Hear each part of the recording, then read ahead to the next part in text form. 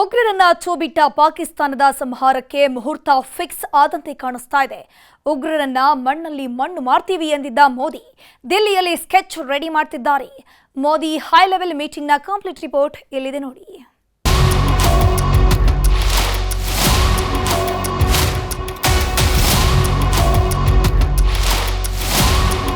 हमारे पास समय सीमित है,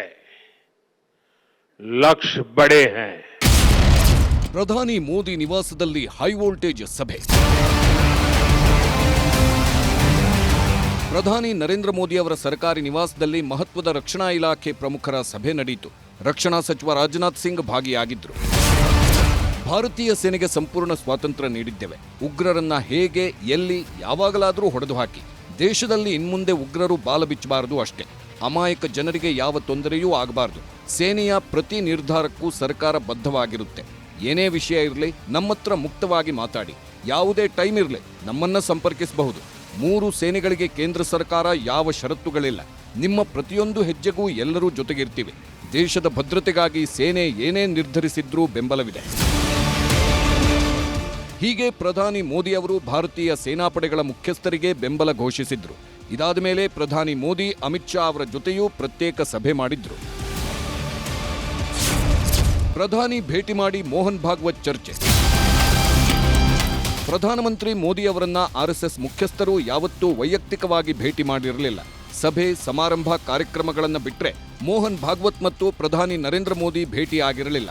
ಆದ್ರಿವತ್ತು ಆರ್ಎಸ್ಎಸ್ ಮುಖ್ಯಸ್ಥ ಮೋಹನ್ ಭಾಗವತ್ ಮೋದಿ ಅವರ ನಿವಾಸಕ್ಕೆ ಬಂದು ಭೇಟಿಯಾದರು.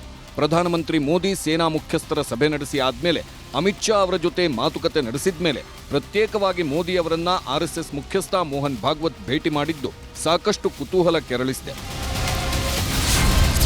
ಗೃಹ ಸಚಿವಾಲಯದಲ್ಲಿ ಹೈ ಲೆವೆಲ್ ಭದ್ರತಾ ಸಭೆ.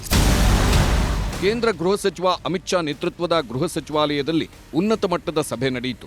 ಸಭೆಯಲ್ಲಿ ಕೇಂದ್ರ ಗೃಹ ಕಾರ್ಯದರ್ಶಿ ಗೋವಿಂದ್ ಮೋಹನ್, ಗಡಿ ಭದ್ರತಾ ಪಡೆ, ಅಸ್ಸಾಂ ರೈಫಲ್ಸ್ ಮತ್ತು ರಾಷ್ಟ್ರೀಯ ಭದ್ರತಾ ಪಡೆಗಳ ಮಹಾನಿರ್ದೇಶಕರು, ಕೇಂದ್ರ ಮೀಸಲು ಪೊಲೀಸ್ ಪಡೆ, ಸಶಸ್ತ್ರ ಸೀಮಾಬಲದ ಅಧಿಕಾರಿಗಳು, ಕೇಂದ್ರ ಕೈಗಾರಿಕಾ ಭದ್ರತಾ ಪಡೆಗಳ ಹಿರಿಯ ಅಧಿಕಾರಿಗಳು ಉಪಸ್ಥಿತರಿದ್ದರು.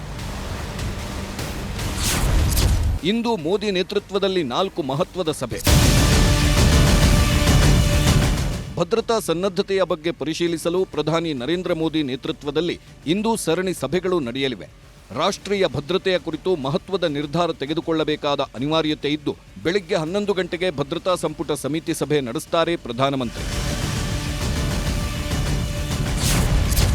ಮೋದಿ ಸಭೆ 1 ಭದ್ರತಾ ಸಂಪುಟ ಸಮಿತಿ ಮೀಟಿಂಗ್. ಮೋದಿ ಸಭೆ 2 ರಾಜಕೀಯ ವ್ಯವಹಾರಗಳ ಸಮಿತಿ ಸಭೆ. ಮೋದಿ ಸಭೆ 3 ಹಣಕಾಸು ವ್ಯವಹಾರಗಳ ಸಮಿತಿ ಸಭೆ. ಮೋದಿ ಸಭೆ 4 ಕೇಂದ್ರ ಸಚಿವ ಸಂಪುಟ ಸಭೆ. ಬರೀ ಬಿಟ್ಟಿ ಬಿಲ್ಡಪ್ ಕೊಡ್ತಿರೋ ಪಾಕಿಸ್ತಾನ ಮಂತ್ರಿಗಳ ಸಾಮಾಜಿಕ ಜಾಲತಾಣಗಳನ್ನೆಲ್ಲ ಭಾರತ ಬಂದ್ ಮಾಡಿದೆ. ನಿನ್ನೆಯಷ್ಟೇ ಭಾರತದಲ್ಲಿ ಪಾಕಿಸ್ತಾನ ಮೂಲದ 40ಕ್ಕೂ ಅಧಿಕ ಚಾನೆಲ್ ಬಂದ್ ಮಾಡಲಾಗಿತ್ತು. ಈಗ ಪಾಕಿಸ್ತಾನದ ರಕ್ಷಣಾ ಸಚಿವ ಖ್ವಾಜಾ ಆಸಿಫ್ ಎಕ್ಸ್ ಖಾತೆನೂ ಭಾರತ ನಿರ್ಬಂಧಿಸಿದೆ.